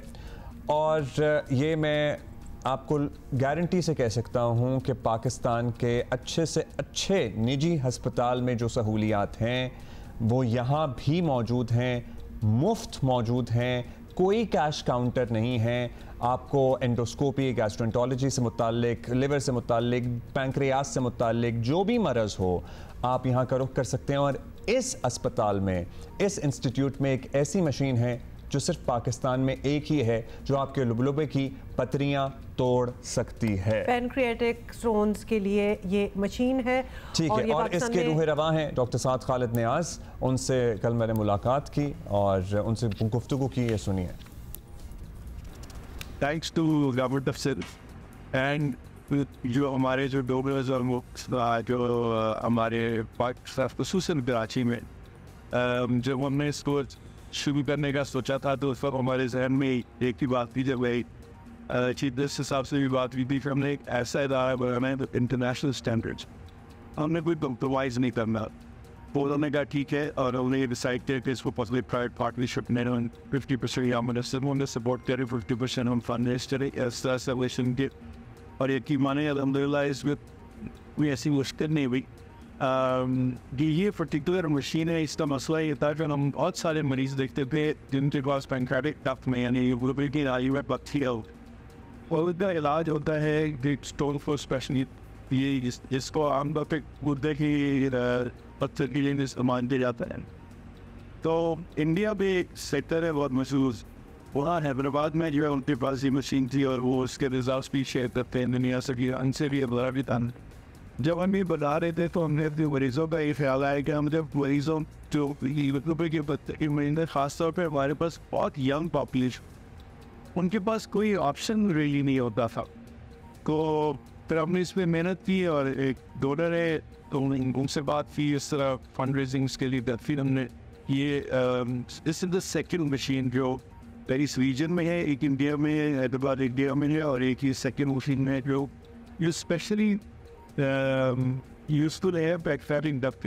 तो ये अब पाकिस्तान में एक मशीन होना ऑब्वियसली 25 करोड़ की आबादी वाले मुल्क में नाकाफी है। क्या ये बहुत महंगी है? ये इंस्टॉल नहीं हो सकती, and sure other governments can do that too. या इनिशिएटिव का मसला है, आई थिंक एक रियलाइजेशन का मसला है कि देखें इसकी ज़रूरत है। मेरे हिसाब से ज़रूरत पाकिस्तान में अब बिल्कुल सही का हमने एक स्टार्ट लिया है और हम ये सर्विस पूरे पाकिस्तान को प्रोवाइड कर रहे हैं। एंड जैसा आपने कहा कि फ्री ऑफ कॉस्ट, तो इसमें कोई पैसे नहीं लगते, फ्री होते, लेकिन यकीनन जो है ना इसकी ज़रूरत वो होगी। एटलीस्ट मेरे हिसाब से कम एक मशीन जो है नॉर्थ साइड ऑफ पाकिस्तान में रहनी चाहिए। सो आई एम श्योर आपको इस गुफ्तगू से ज़रूर फ़ायदा होगा, क्योंकि बहुत सारे लोगों को अभी अक्रॉस द कंट्री पाकिस्तान भर में नहीं पता कि यहाँ पर अगर आपकी पैंक्रियाज में यानी लबलबे में पथरियाँ बन गई हैं उसकी डक्ट में, तो आप उसका इलाज कहाँ से करा सकते हैं। आप सीधा टिकट लें बस की, ट्रेन की, जहाज़ की, कराची आएँ, Sindh institute of advanced gastroenterology जाएँ, सिविल अस्पताल के अंदर वहाँ मुफ्त इलाज कराएँ। ये अच्छा, ये ऐसी बातें हैं। और Abdullah, thank you so much by the way for bringing this to our attention, क्योंकि जब तक आप खुद ना गुजर रहे हो ना किसी चीज़ से, या आपको कोई फैमिली मेम्बर वगैरह, तो आपको इतनी बड़ी सहूलत का शायद पता भी ना चले। बिकॉज अगर आप और शहरों में बैठे हों और इस किस्म का अल्लाह ना करे कोई आपको मसला हो जाए, तो you wouldn't know way to go, and this is one place जहाँ आप आके मुफ्त अपना इलाज और बहुत आला इलाज करवा सकते हैं। बेहतरीन एग्जाम्पल है प्राइवेट पब्लिक पार्टनरशिप की। SIUT एक बेहतरीन मॉडल था, उसी तरह ये SIAG SIAG जैसे कहते हैं, ये एक बेहतरीन मॉडल है। सो हमारे पास ये कामयाब मॉडल सेट हो गए हैं कि अगर सरकार और प्राइवेट लोग मिल जाएं तो क्या आवाम के लिए वंडर्स हो सकते हैं। सो बाकी जो इंस्टीट्यूट्स हैं उनको भी इस मॉडल के तहत मज़ीद डेवलप किया जा सकता है। और सफाई सुथराई तो आप देख ही रहे थे कैसी थी। मतलब ये मॉडल जो है इसको उठाया जाए, फॉलो किया जाए, और बेसिकली किसी भी फॉर्म में आसानियाँ पैदा करें ना आवाम के लिए। तो वो एक, अगर आपका माइंड वो हो, अगर आपका पैक वो हो कि हम ये करना चाहते हैं कि हमने आसानियाँ करनी है, तो बहुत कुछ हो सकता है। ठीक है जी। Let us talk about artificial intelligence, और आपको बताएं कि आर्टिफिशियल इंटेलिजेंस को दुनिया का मुस्तकबिल और तेज़ रफ्तार तरक्की की ज़मानत समझा जा रहा है, और मसनूई जहानत, जिसको आर्टिफिशियल इंटेलिजेंस इन उर्दू के तैयार करदा सॉफ्टवेयर्स और एप्लीकेशंस का कारोबार, तालीम, सेहत और दीगर शोबों में तरक्की के नए दरवाजे खोल रहे हैं। और साथ ही कुछ तहफ़्फ़ुज़ात का इज़हार भी हो रहा है। कोई नई चीज़ आती है ना तो तहफ़्फ़ुज़ात जो होते हैं वो साथ साथ ही होते हैं, और कहा यह जा रहा है कि आइंदा 10-20 सालों में आर्टिफिशियल जहानत की टेक्नोलॉजी दुनिया का नक्शा ही बदल देगी। एब्सोल्युटली ऑलरेडी बदल रही है। बहुत सारे काम जो हैं जो आज इंसान कर रहे हैं वो रोबोट्स किया करेंगे, अब ये होना स्टार्ट हो गया है। टेस्ला जैसी मारूफ कंपनी अपनी गाड़ियों में मसनूई जहानत यानी आर्टिफिशियल इंटेलिजेंस जो है उसका इस्तेमाल कर रही है फॉर अ वाइल नाउ। कोई नई बात नहीं है। ऑटो ड्राइवर्स की सहूलत फराहम कर रही है, और चाइना में आर्टिफिशियल इंटेलिजेंस के जरिए डैम बनाने पर काम हो रहा है, विच इज़ ग्रेट थिंग। और पाकिस्तान हुकूमत भी आर्टिफिशियल इंटेलिजेंस की तरफ कदम बढ़ाने का सोच रही है। मुस्लिम लीग नून के सेनेटर अफनानुल्लाह ने सेनेट में इंज़िबात मसनूई जहानत बिल 2024 पेश कर दिया है। बिल के तहत नेशनल आर्टिफिशियल इंटेलिजेंस कमीशन कायम किया जाएगा। ये कमीशन वफाकी हुकूमत के मातहत होगा। कमीशन का काम IT की फील्ड में इंसानी शमूलियत का किरदार बढ़ाना होगा। कमीशन आर्टिफिशियल टेक्नोलॉजी के ज़रिए रूल ऑफ लॉ, इंसानी हकूक़, इक़्तिदार को यकीनी बनाएगा। और हुकूमत की इस कोशिश पर हैरानी भी होती है और अफसोस भी है कि इस वक्त दुनिया 5G से आगे जा रही है और हम इंटरनेट की स्पीड को रोके हुए बैठे हैं। ऑनलाइन कारोबार करने वाले भी परेशान हैं। इन प्रिंसिपल कितनी अच्छी बात लगती है ना कि we are going with the rest of the world, कि जहाँ इस तरफ सारे जा रहे हैं तो हम भी जा रहे हैं, लेकिन हमने जो गेन्स कर लिए थे ना 4G 5G टाइप, हम उसमें पीछे जा रहे हैं। मतलब मैच नहीं कर रहा कुछ। So we need to be progressive. हमारा माइंडसेट टोटली प्रोग्रेसिव होना चाहिए।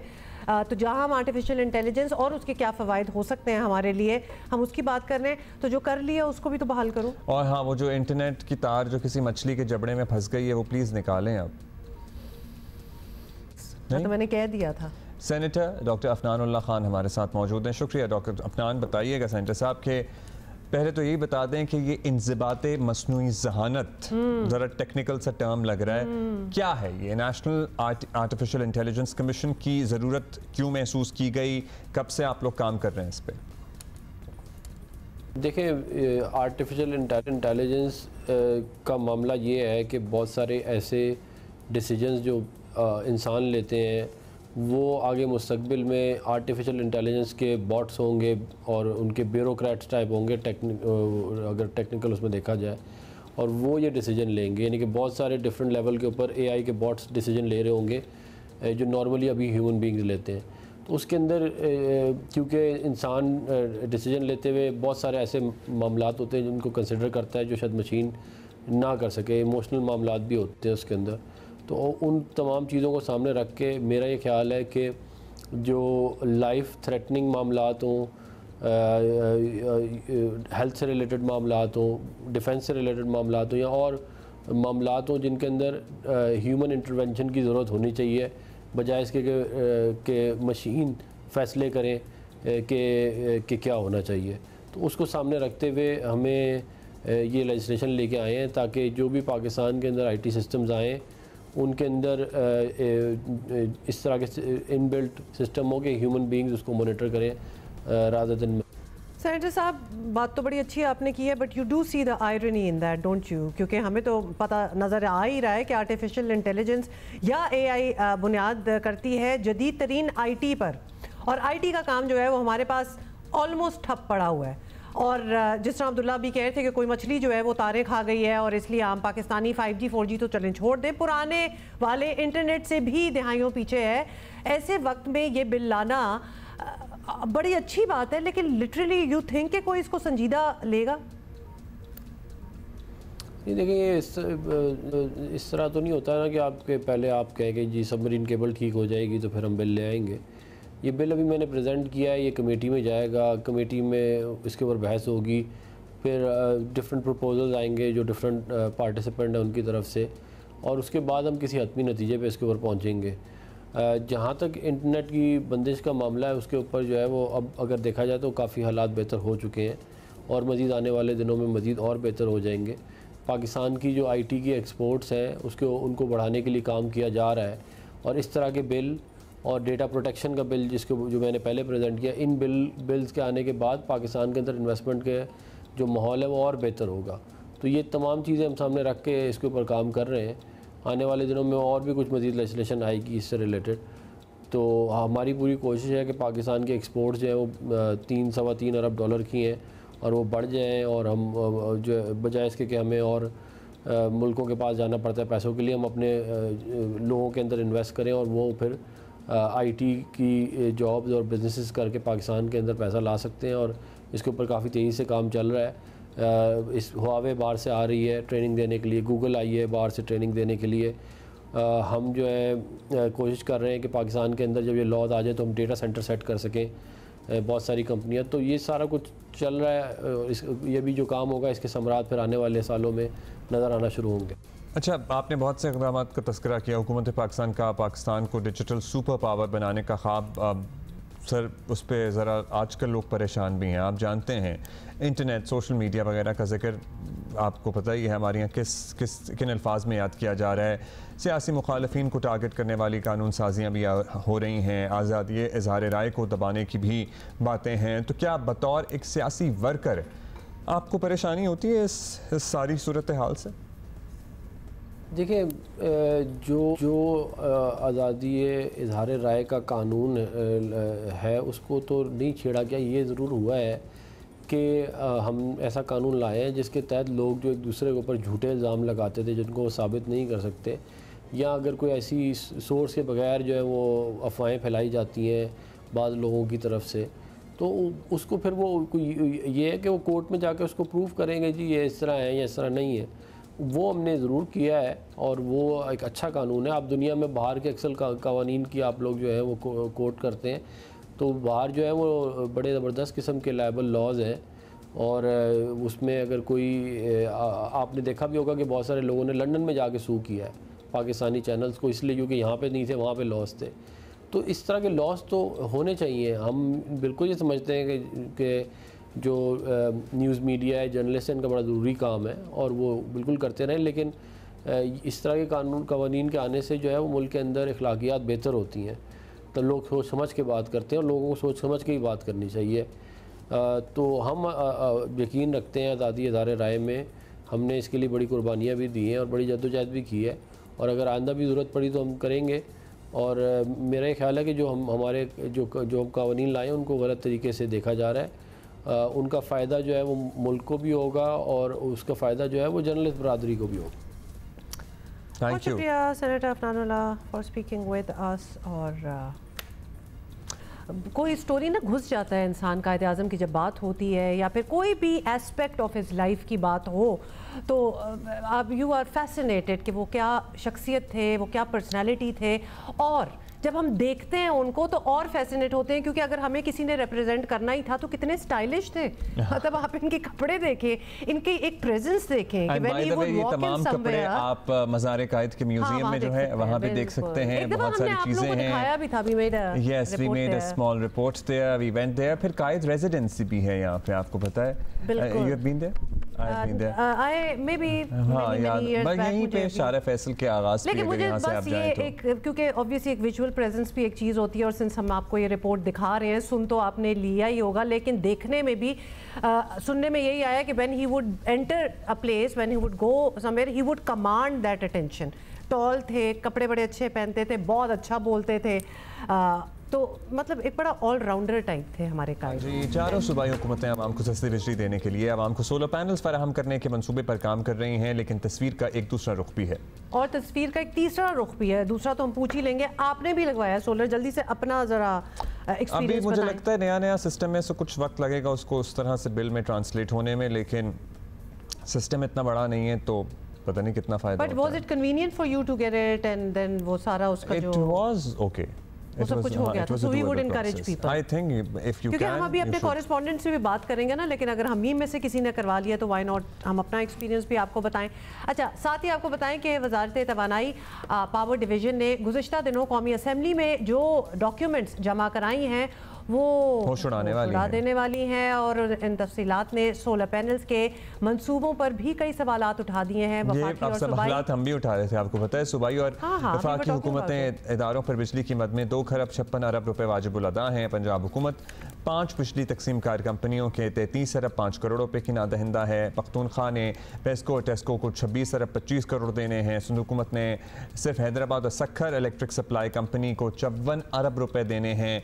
इसमें के इलेक्ट्रिक शामिल नहीं है। बलूचिस्तान की हुकूमत की बात करें तो इसमें क्वेटा इलेक्ट्रिक सप्लाई की कंपनी के 38 अरब 29 करोड़ रुपए वाजिबुल अदा हैं। मुल्क भर को बिजली के मसले के इलाज सोलर पैनल्स की सूरत में फराहम करने वाली हुकूमतें ज़रा अपने आप पर भी गौर करें और सोलर पैनल्स आवाम को देना अच्छी बात है, लेकिन खुद भी यही रास्ता अपनाएं भाई। ये जो सवाल है ना, ये खुद भी यही रास्ता जो है वो अपनाएं। यही हमने अपने कॉरेस्पॉन्डेंट्स को भी ये सवाल रखा है और जानना हम ये चाहते हैं बेसिकली कि आपके सूबे में जिनसे हम बात करेंगे कितनी बड़ी सरकारी और दफ्तर जो होते हैं, सरकारी इमारतें और दफ्तर जो होते हैं वो सोलर एनर्जी पर कन्वर्ट हुए हैं। तो ये सवाल हमने पुट किया है बेसिकली टू आवर कॉरेस्पॉन्डेंट्स। और सबसे पहले कराची से कामरान रजी हमें बता रहे हैं।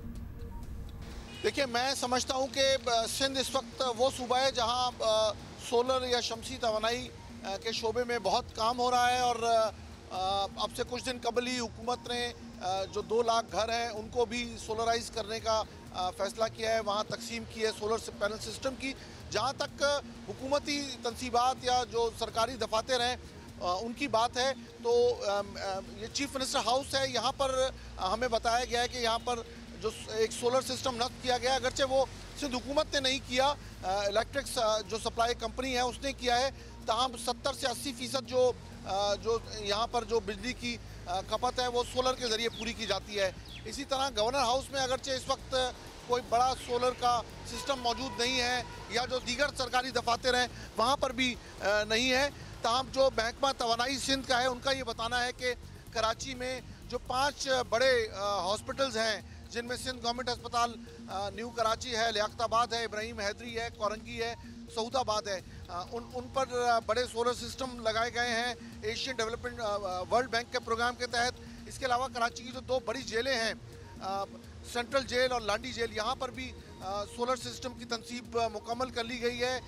सिंध के 41 जो सेहत के मराकज़ हैं, बड़े हॉस्पिटल्स हैं, वहाँ पर भी सोलर सिस्टम लगाए गए। और इस जो वर्ल्ड बैंक का प्रोजेक्ट है इसके तहत सरकारी इमारतों में सोलर सिस्टम लगाने का जो अमल है वो जारी है। ताहम कराची में मजमूई तौर पर अगर हम देखें तो जो सरकारी दफातर है वहाँ पर अभी तक सोलर सिस्टम के ज़रिए बिजली हासिल करने का रुझान नहीं है। ताहम चीफ मिनिस्टर हाउस में हमें बताया गया कि 70 से 80% जो बिजली इस्तेमाल होती है वो सोलर के ज़रिए पैदा की जाती है। Thank you for telling this Kamran रजी। अभी हमने कहाँ जाना है? पेशावर। अबू बकर सिद्दीक हमें पेशावर से बता रहे हैं। मैं लाहौर जाने को सोचता था पहले। नहीं, पहले सारों को सुन लेते हैं ना, तो पेशावर चलते हैं। अबू बकर सिद्दीक, ओवर टू यू।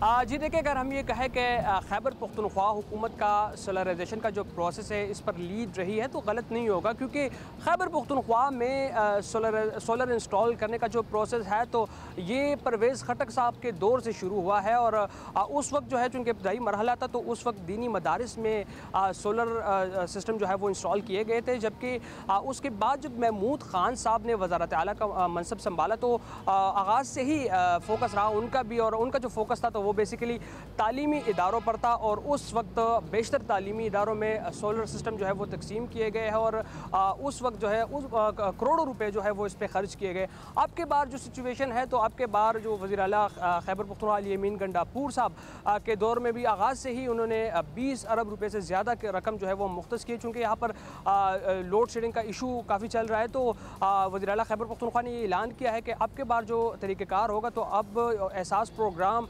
के तहत जो रजिस्टर्ड गरीब घराने हैं तो ऐसे 1,30,000 घरानों में जो है सोलर सिस्टम जो है वो तकसीम होंगे। और इससे बेसिकली एक तो हुकूमती जो अखराजात है तो उसमें कमी आएगी और दूसरा जो शमसी तवानाई है तो इससे फ़ायदा उठाया जाएगा। इसी सिलसिले में हमने फाइनेंस एडवाइज़र से भी बात की तो उन्होंने बताया है कि इस पर काम जो है जारी है, चूँकि ऐलान तो किया गया है लेकिन अमली तौर पर अभी तक कोई बात जो है वो सामने नहीं आई। तो उनका ये बताना है कि 1 महीने में जो प्रोसेस है, जो होमवर्क है वो मुकम्मल किया जाएगा और उसके बाद बाज़ार बाकायदा तौर पर जो एहसास प्रोग्राम में रजिस्टर्ड लोग हैं तो उनमें ये तकसीम किया जाएगा। सो यहाँ तो प्रोसेस बड़ा पुराना चल रहा है, लेकिन अभी तक उस तरह से अमली जामा नहीं पहनाया जा सका। एक आध महीना अभी मजीद दरकार है, यही कहा जा रहा है। अभी हम जाएंगे लाहौर, उस्मान भट्टी हमारे साथ हैं।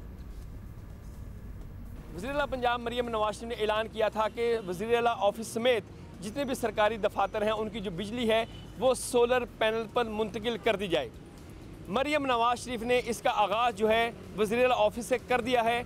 इस वक्त जो वज़ीर-ए-आला ऑफिस की बिजली है वो सोलर पैनल पर मुंतकिल कर दी गई है। सोलर जो पैनल है वो वज़ीर-ए-आला ऑफिस के छत पर नस्ब कर दिया गया है। हमारे ज़राए के मुताबिक जो सोलर पैनल नस्ब किया गया है वो 172 किलोवाट का है। वज़ीर-ए-आला पंजाब मरियम नवाज शरीफ ने वज़ीर-ए-आला ऑफिस समेत जितने भी सरकारी दफातर हैं उनको इंस्ट्रक्शंस दी हैं कि वो अपनी बिजली जो है वो सोलर पैनल पर मुंतकिल करें ताकि जो बिजली का बहरान है इस पर काबू पाया जा सके। और जो भी ये भी इंस्ट्रक्शंस दी हैं कि जब सरकारी अफसरान जो है वो दफ्तर में मौजूद हों तो बिजली का इस्तेमाल करें, अदरवाइज़ जो बिजली है, लाइट है, पंखे हैं और जो एयर कंडीशन है उसको ऑफ रखा जाए। अच्छा, तो हर जगह ये हमें लग रहा है कि अज़म तो है कुछ करने का, थोड़ा बहुत हो भी रहा है, but a lot needs to be done. जल्दी से कोयटा को भी इंक्लूड कर ले। नदीम कौसर हमें कोयटा से बता रहे हैं। जी, जहाँ तक बात है कि सूबाई और वफाकी हुकूमतें लोगों को बिजली के बजाय सोलर पर मुंतकिल होने के लिए तरगीबात दे रही हैं और सोलर सिस्टम्स भी दिए जा रहे हैं, लेकिन बलूचिस्तान गवर्नमेंट की जानिब से अभी तक ऐसा कोई स्कीम सामने नहीं आई है। इसके अलावा लेकिन बलूचिस्तान गवर्नमेंट ने जो सूबे के ज़मींदार हैं जो तकरीबन 29,000 ज़मींदार हैं उनके ट्यूबवेल्स को जो है सोलर सिस्टम पर मुंतकिल करने के लिए वफाक के साथ एक मनसूबा बनाया है, जिसमें जो है वफाकी हुकूमत तकरीबन 38.5 अरब रुपए दे रही है, जबकि सूबाई गवर्नमेंट जो है वो 16.5 अरब रुपए उसमें इन्वेस्ट कर रही है। लेकिन जहाँ तक बात सरकारी महकमों की और है तो अभी तक बलूचिस्तान गवर्नमेंट का कोई महकमा मुकम्मल तौर पर सोलर सिस्टम पर मुंतकिल नहीं हुआ है, जिनमें वज़ीर हाउस भी शामिल है, गवर्नर हाउस शामिल है। इसके अलावा दीगर जो सरकारी इमारतें हैं वो अभी तक बिजली पर ही हैं और सोलर पर मुंतकिल नहीं हो सकी हैं। चलिए जी, ये तो हैं हुकूमती इक़दाम। आप अपनी ज़िंदगी में क्या इक़दाम कर रहे हैं बिजली बचाने के, ये भी बताइएगा। अच्छा, पंखे भी ऐसे आ गए हैं, AC/DC वाले पंखे होते हैं जो डायरेक्ट प्लेटों से भी चल जाते हैं, और हमारे जो पुराने पंखे हैं ना वो एक बहुत मेजर सोर्स है हमारी बिजली कंजम्पशन का। सो अगर आप नए इन्वर्टर फैंस पे एक दफ़ा की इन्वेस्टमेंट के साथ शिफ्ट हो सकें तो उनके वोल्टेज में बहुत फ़र्क है। Problem with inverter any technology is not fans, ACs वगैरह कुछ भी कर लें कि उनका अगर कार्ड ख़राब हो जाए ना, जो कि हमारे कराची के मौसम में उनका कार्ड ख़राब होता ही होता है and it's very expensive to replace. तो ये एक बड़ा इशू होता है और ये लोगों को डिटर करता है कि हम इन्वर्टर पे ना जाएं कि कल को मौसम का क्या पता, यहाँ तो हर चीज़ पे उंगली लग जाती है। तो लिहाजा अगर साल बाद 2 साल बाद भी करना तो वो हज़ारों की बात होती है, बहुत महंगा होता है। अच्छा, अभी हम इससे पहले चैंपियंस कप की बात कर रहे थे और बड़े हम पुरअज़्म हैं, बड़े एक्साइटेड भी थे, हो गए और ज़्यादा हो गए सरफराज से बात करके। सो उम्मीद हमें यही है कि हमारी जो अभी सतह है, जो निचली सतह चल रही है पाकिस्तानी क्रिकेट और पाकिस्तानी क्रिकेट टीम की, वो ज़रा ऊपर उठ जाए इन सारे इक़दाम से। और ये सतह ऐसी हो गई है कि अब मुहावरों में लोग इस्तेमाल कर रहे हैं, ये बात अच्छी दिल दुख रहा है इससे। फैसल वाडा, सेनेटर फैसल वाडा मतलब पाकिस्तानी टीम की मिसालें दे रहे हैं, वो इस्तिलाह के तौर पर अब इनकी बुरी कारकर्दगी को लोग यूज़ कर रहे हैं। क्या एग्जैक्टली कहा है, ज़रा ये देखें। मैं पाकिस्तान को अब पाकिस्तान क्रिकेट टीम नहीं बनने दूंगा, चाहे मैं अकेला क्यों ना खड़ा हूँ। दोबारा हो जाए, सैड बात है वैसे। हाँ, लेकिन मैं पाकिस्तान को अब पाकिस्तान क्रिकेट टीम नहीं बनने दूंगा, चाहे मैं अकेला क्यों ना खड़ा हूँ। लेकिन हम उम्मीद करेंगे कि पाकिस्तान क्रिकेट भी बेहतर हो और ये जो इक़दाम उठाए जा रहे हैं इसके कुछ समरात, इसके अच्छे असरात, लेकिन ये हमें अपनी क्रिकेट टीम को इस तरह मुहावरे बन गए हैं हम कि सो बैड दैट मुहावरों में यूज़ कर रहे हो कंपैरिजन देने के लिए। मैं सैड हुई हूँ इस बात से, मुझे अच्छा नहीं लगा। वैसे चलें जी, एज ट्रू एज इट कोई बात नहीं, उम्मीद अच्छी रखें और इजाज़त लेंगे, कल मिलते हैं फिर इंशाल्लाह। बाय।